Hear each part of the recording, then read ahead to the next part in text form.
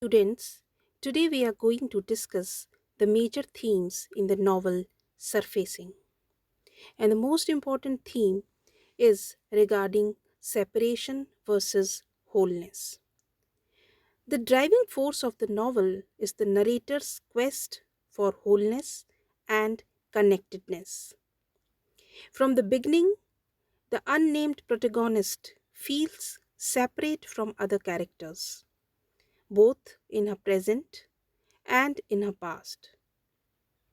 She is with her lover and two other friends, but she hardly knows anything about their lives. Her lover and boyfriend, Joe, is falling ever more deeply in love with her, but she isn't sure whether she loves him or even wants to. Her flashbacks to childhood focus on her sense of separation from other children and families in the small town where she grew up. She speaks English while most of the other children speak French. She is from a non religious family. While most of the other children are church going, their parents don't allow them to go to the church. She is the daughter of parents who, for their own private reasons,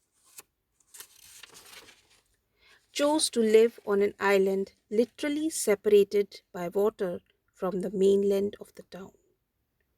These private reasons also separate her from her parents, as do other life circumstances and ultimately her parents' deaths.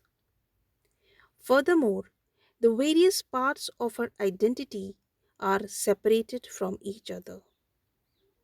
For example, she feels her head is separate from her emotions. She feels separate from her own past self because of gaps and disruptions in her memories. To find wholeness, the narrator must first connect the parts of herself, then connect with her parents and come to terms with their humanity and deaths. And finally, connect back to other people in her life, such as Joe, her lover. As she performs this difficult emotional work, she accepts the reality and importance of change and accepts herself as a whole human being. Then, another important theme is that of power. Power apparatus, we can say. The narrator's emotional journey takes her from feeling powerless and victimized to feeling powerful. Her childhood memories and more recent memories, both real as well as imagined, of marriage, pregnancy, and childbearing are filled with a sense of powerlessness and victimization.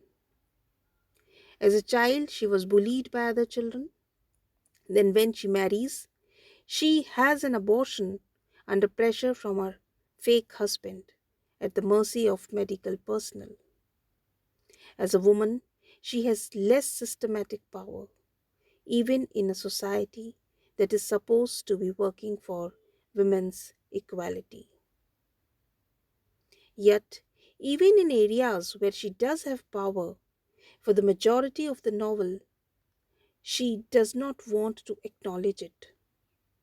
She makes up a wishful scenario about fishing, in which the fish chooses to be caught rather than admit her power over the fish.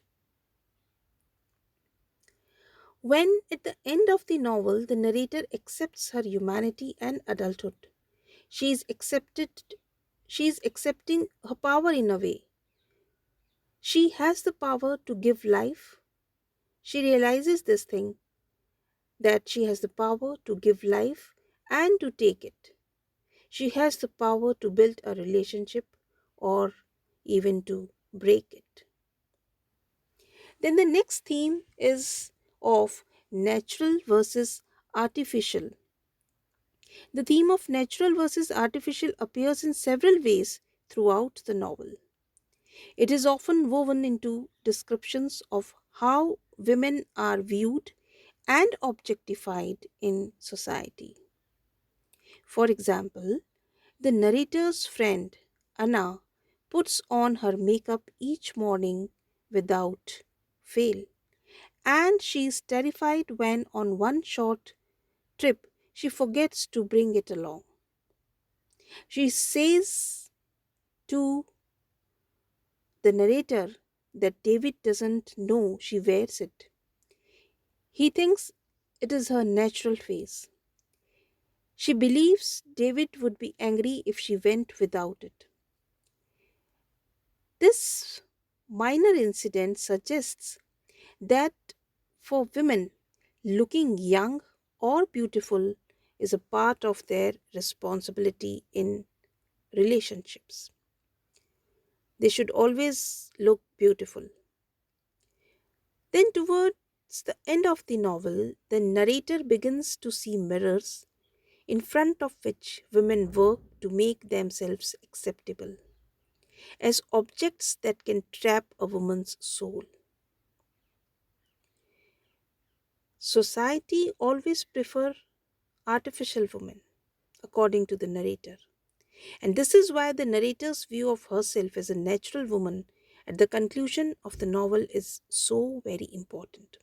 She has rejected the artificial woman in favor of the natural one. This theme is also explored as it pertains to the author's own narrative of self, her memories. For much of the novel, she prefers an artificial reality to the real one. In her fictional narrative, she had a child, and when she divorced, she left the child with the father. The truth is that she had an affair and an abortion. The fictional failed marriage, though an unhappy story, is preferable to the truth, and so, for a time, it protects her from the reality she finds so painful. She says often in the early part of the novel that not knowing is simpler or more peaceful than knowing. If you don't know about a war, you may feel like the world is at peace. If you don't know about Hitler, for example, you may feel like people are basically good. The narrator's father had retreated from the world to the island from where he had disappeared to sustain, I quote, to sustain his illusions of reason and benevolent order, unquote. She seems to choose a different path, one that faces the existence of suffering and evil and doesn't shy away from them. Besides this, another theme is of Canadian identity.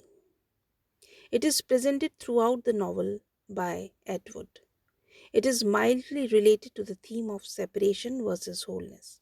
The narrator is Canadian and from a part of Canada in which two distinct cultures coexist. The narrator's identity is wrapped up in Canadian identity, which is itself somewhat difficult to nail down. There is an ongoing sense that Canadian identity is seen in contrast to the more aggressive American identity, which is threatening to overtake and drown out Canadian culture. The tree disease from the south, mentioned in the opening paragraph of the novel, can be seen as a metaphor here for American culture, which spreads like a disease. Americans are described as invaders and exploiters. The dead heron becomes a symbol of the insidious spread of Americanism because it was killed by Canadians in a violent and senseless way. This theme is also tied in some ways to the theme of power, since the narrator's sense of being without agency in her own life decisions, such as having a child or not, seems to parallel the narrator's sense that American culture is taking over a more passive Canadian culture. Canadian culture seems powerless in the face of the spreading disease of American violence and exploitation, placing Canada in the role of victim. Thus, we see that these are some of the major themes. And another point which I would like to add is that in this novel, Atwood uses the narrator's mm, uh, feeling of alienation to comment on the alienation of all women. Her separation, her is quest of wholeness of every woman. The narrator feels abandoned by her parents because of the disappearance of her father and the detachment of her mother. She finds men especially alienating because of the way they control women, either through religion or marriage or birth control, even language, and she depicts the way that men view relationships as a war. The narrator also describes her alienation as systematic, highlighting the way the children learn gender roles early on in life. The result of the narrator's alienation is madness and complete withdrawal to isolation. The narrator remains unnamed, making her a universal figure and suggesting that all women are in some way alienated. So, these are the major themes, students. That's all for today. Thank you.